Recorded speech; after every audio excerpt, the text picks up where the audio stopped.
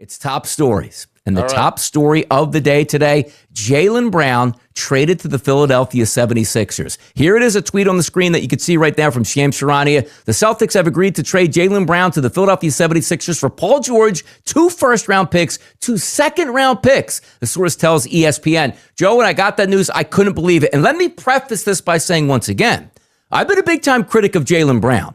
But at the same time, Jaylen Brown gets traded to the Philadelphia 76ers. They are immediately, Joe, a better team. And once you have huge contracts like Paul George, which you didn't think you can get out from under, he gets moved. And also, while you have Joel Embiid making a ton of money, he needs support. He needs some help because he's not going to be there all season long.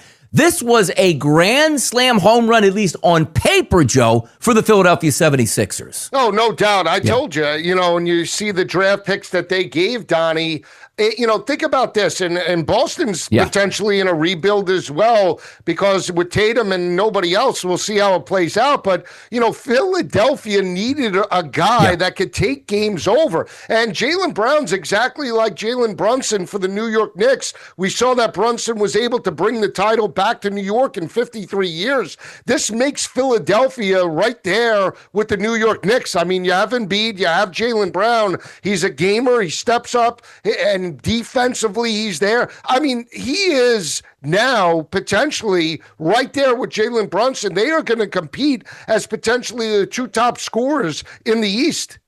Yeah, it's phenomenal to see it play out, because what this also means on the back end. The Sixers, look, I'm a Sixers fan. There's no love in that building for the past years because you're just waiting for the next thing. And Joel Embiid felt like it was going to be that anchor contract along with Paul George, which you had to try because you're already in the pool, as we like to say.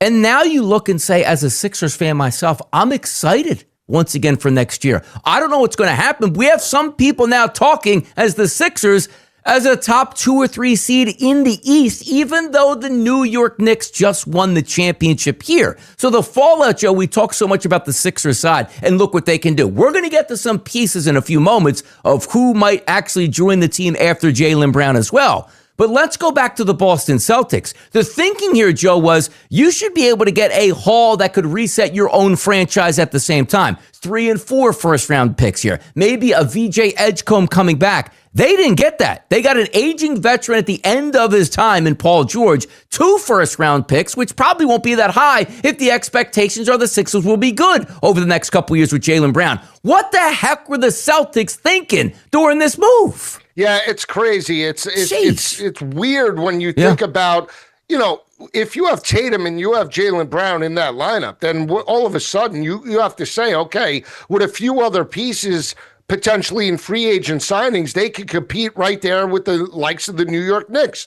But they decide to get rid of one of their second best player on the team, and they ship him to a division opponent and contender. I just don't understand that. You get draft capital, but now that you're hoping that draft capital gives you exactly what Jaylen Brown has given you, not only that, the locker room perspective, the veteran leadership, and the veteran experience is going to take time to develop. They just stuck in neutral right now. Do you think right now Boston would no matter who they draft in the coming years or whoever they put back in place, are they closer to Philly right now than they were 2 days ago? Absolutely not. They're behind them, right? They're behind the Knicks. It's incredible to see now with all the changing of the guard. And that's what happens. Like, the Knicks built themselves the right way. They didn't tank. They went and got really good players, had an owner that was willing to spend money up into that second apron, and ended up winning a national championship, I wouldn't say, a world championship. But also at the same time, other teams have tried the tanking process, and it works and sometimes it doesn't. The process ultimately didn't work in Philadelphia. You might say it could have, Joe, if they got to an NBA Finals and just didn't win it. They can't even get past the second round. But this gives them a formidable lineup that I think makes a lot of sense. So if we skip down just a couple notches here, LeBron James now on the table for the Philadelphia 76ers. Yeah, okay. He said yesterday, Joe, right? Hey, you know what? I was really looking for a lot of money, Rich Paul. Now it turns out that LeBron James is saying, you know what? I think if it's the right situation, money doesn't matter, which means maybe a veteran mid-level exception at this point. You see the report from Barstool Sports. The Sixers have reached out to LeBron James and his camp, Joe. Yeah, I tell you, we talked about the right fit for LeBron James. This is the potential right fit because you have a young veteran player in Jaylen Brown. You have a big man in Embiid, and I understand you can make the argument he's similar to AD where he can't play a full season, but he's still younger, and I think you have huge upside, especially now if he's motivated. And now you're going to add the second best player in the history, potentially, of the NBA behind Michael Jordan and LeBron James. I mean, hungry for a championship. This is a much better fit in Philadelphia for LeBron, Donnie, than I think going with potentially Donovan Mitchell and that garbage Cavalier team to potentially try and just compete with the New York Knicks as best team in the East. Not going to happen with the Cavaliers. With the Philadelphia 76ers, with Brown and the big man, they have a shot. I'll tell you this as well. Jeff Nadu out there in the chat box saying hello to us here. Love to see the big man on campus. He doesn't want to be called that anymore, but I'm still always, I think I'm allowed to be the last person. Allowed? Yeah, I'm allowed to call him that. Nobody else is allowed to do that here.